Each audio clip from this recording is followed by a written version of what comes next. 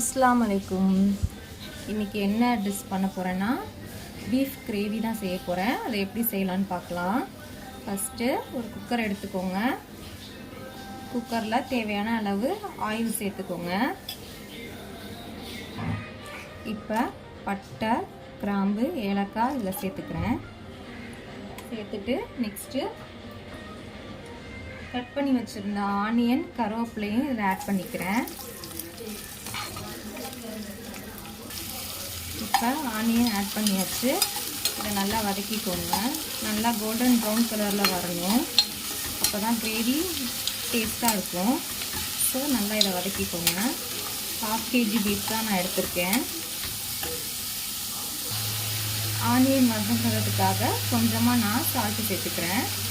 Salt சேர்த்து வதக்குனீங்கன்னா சீக்கிரம் onion வதங்கிடும்.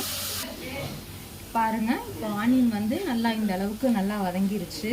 ஸோ இந்த ஸ்டேஜில் நம்ம அரைச்சி வச்சுருந்த தக்காளியை நான் ஊற்றிக்கிறேன். கிரேவிக்கு எப்போவுமே தக்காளி அரைச்சி ஊற்றினா தான் நல்லா டேஸ்ட்டாக இருக்கும். இந்த மாதிரி அரைச்சி நீங்களும் ஆட் பண்ணிக்கோங்க.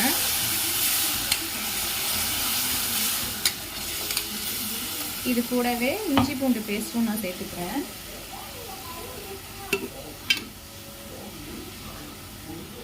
டூ டீஸ்பூன் இஞ்சி பூண்டு பேஸ்ட்டு நான் சேர்த்துக்கிறேன். சேர்த்துட்டு இதையும் நல்லா வதக்கிக்கோங்க. அந்த பச்சை ஸ்மெல்லாம் போகணும், அந்த அளவுக்கு வதக்கிக்கோங்க.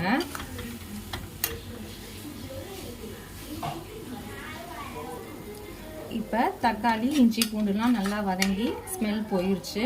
இப்போ இதுக்கு தேவையான மசாலா சேர்த்துக்கிறேன். மஞ்சள்தூள் 1/2 டீஸ்பூன், மட்டன் மசாலா 1/2 டீஸ்பூன், மல்லித்தூள் 1 டீஸ்பூன், மிளகாத்தூள் 1 டீஸ்பூன், கரம் மசாலா 1/2 டீஸ்பூன். இப்போ இது எல்லாத்தையும் ஆட் பண்ணிக்கிறேன். ஆட் பண்ணிவிட்டு நல்லா வதக்கிக்கோங்க. இப்போ மசாலாவோட அந்த பச்சை ஸ்மெல்லாம் போகணும்.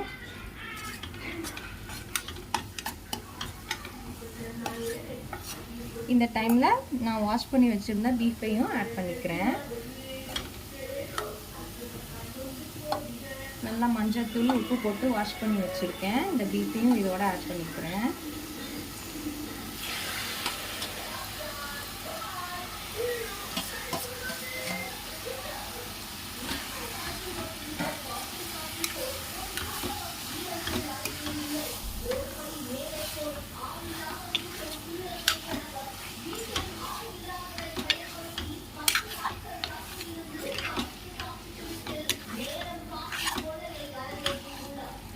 இது கொஞ்சம் வதங்கணும்.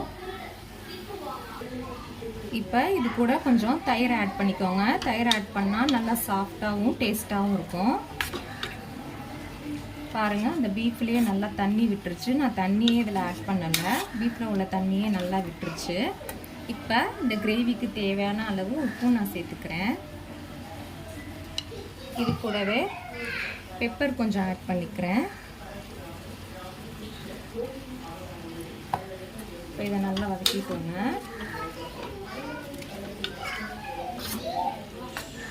இது ஒரு 5 நிமிஷம் நல்லா இந்த மசாலாவோட மிக்ஸ் ஆகி வதங்கணும்.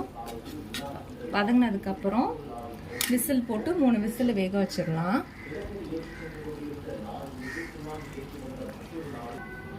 இப்போ கிரேவிக்கு தேவையான அளவு தண்ணி சேர்த்துக்கிறேன். தண்ணி சேர்த்துட்டு கொதி வந்தோன்னே விசில் போட்டு வேக வச்சிடலாம். இப்போ கொதி வந்துருச்சு, மூடி போட்டு இப்போ 3 விசில் வேக வச்சிடலாம்.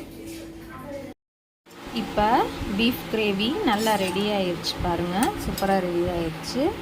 இப்போ கொத்தமல்லி போட்டால் முடிஞ்சிடும். சூப்பரான பீஃப் கிரேவி ரெடி. கண்டிப்பாக எல்லோரும் ட்ரை பண்ணி பாருங்கள். சூப்பராக டேஸ்ட்டாக இருக்கும். குயிக்காக ஈஸியாக செஞ்சிடலாம். அவ்வளோ கஷ்டமான இதெல்லாம் இல்லை. ஸோ கண்டிப்பாக ட்ரை பண்ணி பாருங்கள்.